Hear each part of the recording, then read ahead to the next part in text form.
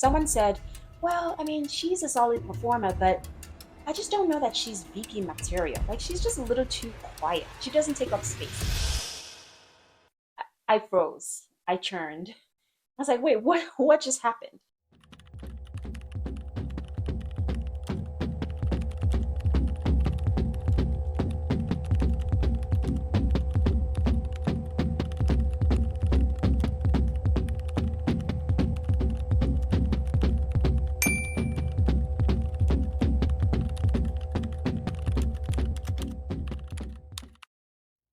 I feel like I've always been a coach at heart. But after spending over 13 years in HR, sitting in performance review conversations, talent discussions, calibration sessions, there are certain patterns you just can't unsee. I've seen way too many people, too many talented people being passed over for promotions and opportunities, not because they weren't smart or they weren't hardworking, but they just didn't speak the right language.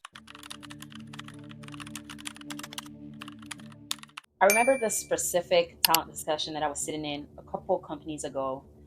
We were discussing talent, so who we're going to put on board for promotion over the next 6 months. And then one of my clients' names came up. Let's call her Nneka for anonymity. Never say that word. Keep in mind, Nneka is that person that everyone goes to for execution. Like, everyone knows she's a hard worker, she's extremely skilled, she's an SME. This is a lady who has just recently gone through a serious transition within her organization with minimal loss or attrition from her employees. Team morale is still high. Like, there was so much uncertainty within her team, and somehow she was able to keep everything together. And so I'm like, no brainer. She's definitely going to be green lighted for promotion. And then it shocked me. Someone said, well, I mean, she's a solid performer, but I just don't know that she's VP material. Like, she's just a little too quiet. She doesn't take up space. Like, I froze. I churned. I was like, wait, what just happened? We all just agreed that this lady is a hard worker. I spoke up for Nneka. And I'm like, we just articulated her value. Yes, she's not loud like most of you in this room, but it was because of her presence and her style of leadership that she was able to meet her objectives even in the face of so much uncertainty and adversity. That shifted the tone and the conversation in the room, and she got the promotion. But it got me thinking, what if I wasn't there to advocate for Nneka that day? Another question crossed my mind. With what I know, having insider HR knowledge, how can I support other Nnekas to be able to advocate for themselves? That moment hit me.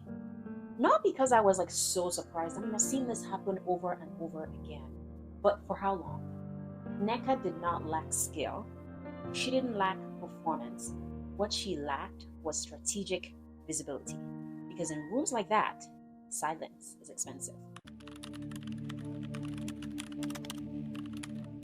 The reason why I was able to advocate for Nneka is because I am her. I see her. And many of you are her, the behind the scenes executor who everybody calls on because they need the answer to the question and they need it right now, and you always have the answer. But are you being seen as a leader that you want to be seen as? Hard work keeps you in your role, but it is strategy that gets you the promotion that you're looking for.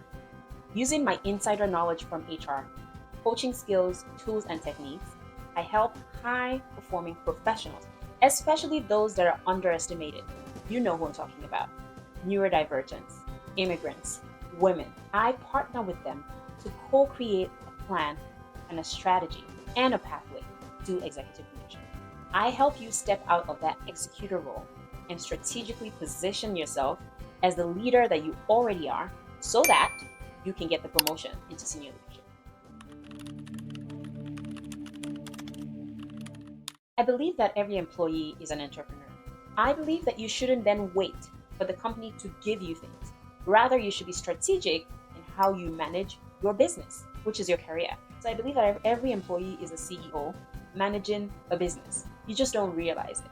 So if you think about yourself like a business owner, what are some of the things every company has? Every company has a mission, they have a vision, they have a 5 to 10 year plan, they have brand strategy, they have an operation strategy, and they have board of directors. When you work with me, We'll create your company, which is your career, together.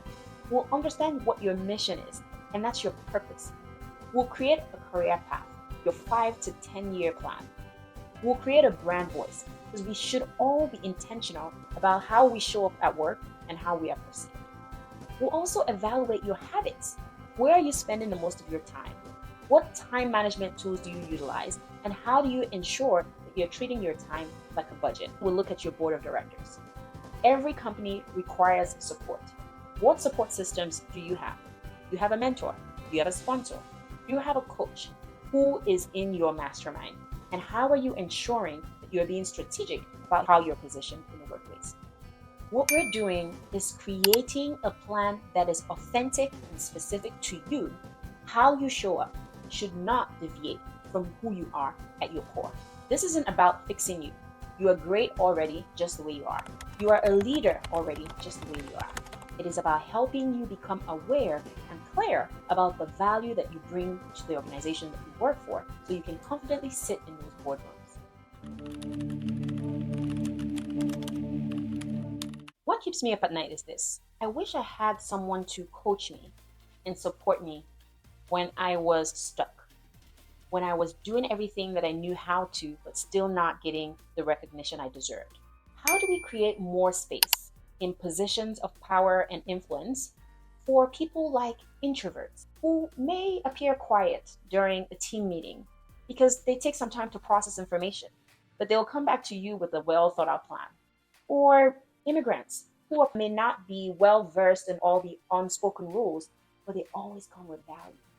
Or women who have chosen to embrace their feminine energy, so they may not be the most assertive or cutthroat, but they know how to keep the team motivated, engaged, and ready to take on whatever is thrown at them.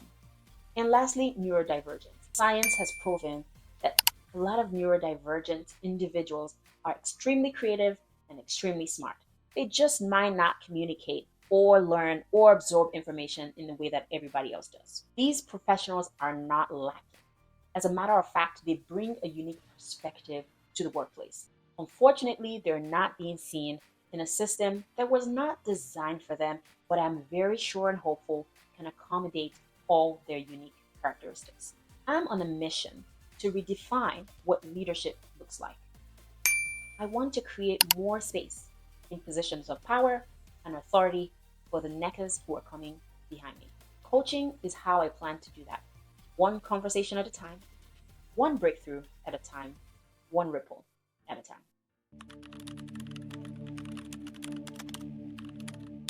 If that mission resonated with you, whether you see yourself in Nneka or you're just ready to lead differently or position yourself strategically at work, I'd love to partner with you. Click the link in my bio and let's connect.